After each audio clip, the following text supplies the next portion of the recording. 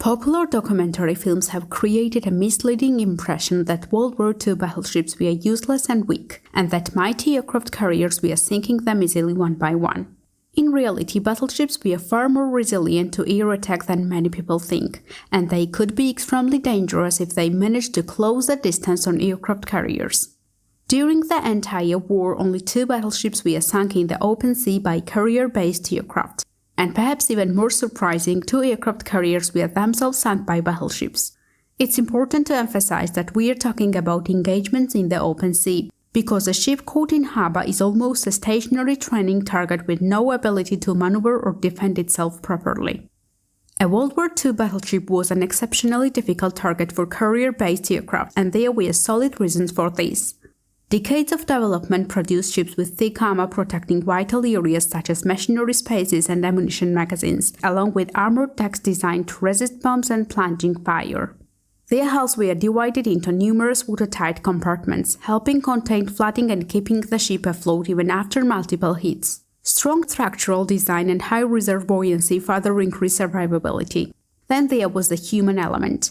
Battleship crew were extensively trained in damage control, fighting fires, pumping out water, resorting power, and keeping weapons functioning even under attack. Entire teams existed solely to keep the ship alive. This discipline often meant the difference between a damaged ship surviving or being lost. Approaching a battleship was also dangerous. Each one was surrounded by dozens of anti-aircraft guns, creating a dense defensive fire that reduced the effectiveness of attacking aircraft. Bombs and torpedoes needed to be released from relatively close range to have a good chance of hitting the target, which forced attacking pilots into the heart of the ship's anti-aircraft fire. Most importantly, battleships were designed to survive the most destructive threat of all, armor-piercing shells fired by other battleships. These shells had tremendous penetrating power and could smash through thick armor at long range. Even though aerial bombs carried larger explosive charges, they generally lacked the deep penetration and structural crushing force of a battleship shell. Battleships were therefore built to resist impact far more violent than most air-delivered weapons could produce. And finally, the carrier aircraft of the early war were nothing like high-performance strike aircraft of 1944-45. A Royal Navy carrier like HMS Eagle equipped with slow biplanes Swordfish torpedo bombers simply could not deliver the same destructive power as late-war US Essex-class carriers launching Avengers and Helldivers. Early war aviation often lacked the speed, payload, and concentration of force required to overwhelm a modern battleship at sea.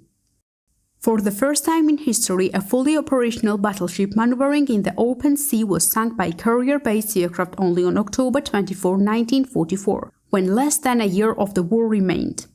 The ship was the Japanese super-battleship Musashi, lost during the Battle of Leyte Gulf. In an attempt to repel the Allied invasion of the Philippines, the Imperial Japanese Navy committed nearly all of its remaining major surface warships in a final large-scale operation. The decisive role in this plan was assigned to battleships because Japanese carriers were no longer a real combat force after suffering heavy losses earlier in the war. Lacking sufficient aircraft and experienced pilots, they could not provide effective air cover. As a result, Japanese carriers were given a largely sacrificial role to act as a diversion and draw US carrier forces away from the main Japanese surface formation. The main force, consisting of 5 battleships along with numerous other warships, advanced without air cover. On October 24, it was detected in the Sibuyan Sea and became the target of repeated attacks by US carrier-based aircraft. More than 250 sorties were flown during the day, with Musashi selected as the primary target.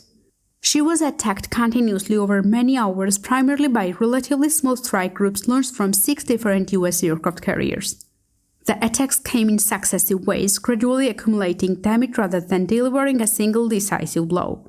By the end of the day, Musashi had received an estimated 19 torpedo hits and 17 bomb hits. This was an extraordinary amount of punishment for any warship.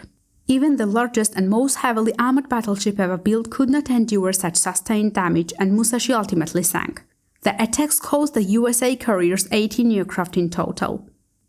The next episode was more than a clash between a carrier and a battleship. It was a stark demonstration of the overwhelming naval superiority the United States had achieved by the final year of the war.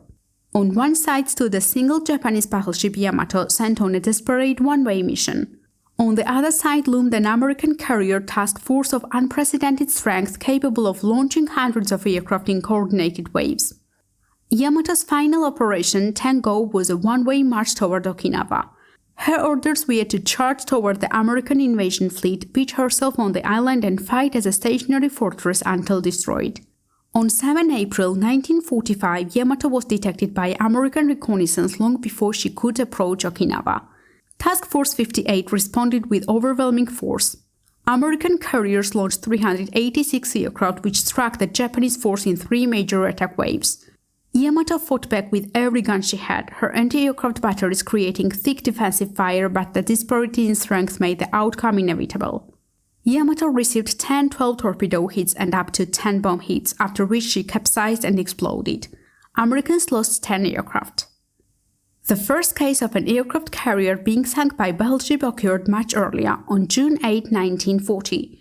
The British carrier HMS Glorious, accompanied by the destroyers HMS Akasta and HMS Ardent, was unexpectedly intercepted by the German battleships Scharnhorst and Gneisenau in the Norwegian Sea. The British force was caught completely off guard. Glorious was operating without air patrols at low speed and none of the ships were equipped with radar. Visibility was excellent, yet Glorious had no lookout posted in her crow's nest. Despite the destroyer's bravery and sacrifice, all 3 British ships were eventually sunk. During this engagement, Scharnhorst achieved one of the longest-range gunnery hits ever recorded against a moving target in naval combat, striking Glorious from a distance of roughly 26,000 yards, about 24,000 meters. The second case occurred during the Battle of Leyte Gulf, just 1 day after the sinking of Musashi on October 25, 1944. The U.S. Navy's task unit Taffy 3, a small and lightly armored group of 6 escort carriers, 3 destroyers and 4 destroyer escorts, unexpectedly found itself under attack by a massive Japanese surface force.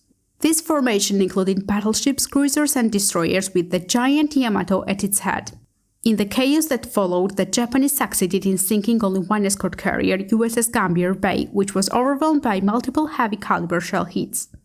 Despite the overwhelming disparity in firepower, the sailors of Taffy 3 displayed exceptional courage and tactical ingenuity. Their carriers launched continuous airstrikes while the destroyers and destroyer escorts executed bold torpedo runs and laid smoke screens. Their actions created confusion within the Japanese fleet and ultimately prevented the enemy from reaching the vulnerable US invasion force to the south. The purpose of this video is not to compare battleships and aircraft carriers or to debate which one was stronger. This is simply a presentation of historical facts. From the very first day of World War II, aircraft carriers were the dominant striking force at sea. Even if not everyone recognized it immediately, carrier-based aviation had already become the primary offensive weapon of modern naval warfare. On this point, there can be no debate. The fact that the 2 largest battleships in history were ultimately sunk by carrier-based aircraft is absolutely coincidental, but symbolically very fitting.